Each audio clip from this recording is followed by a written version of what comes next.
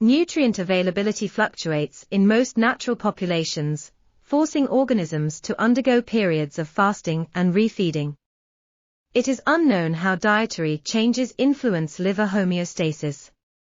Here, we show that a switch from ad libitum feeding to intermittent fasting, IF, promotes rapid hepatocyte proliferation.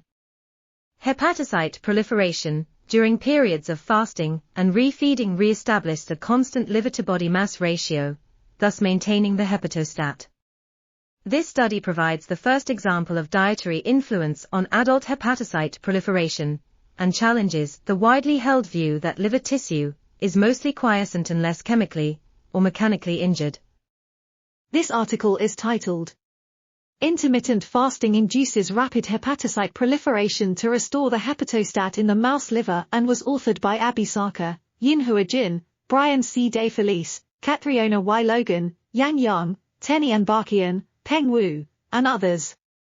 We are article.tv. Links in the description below.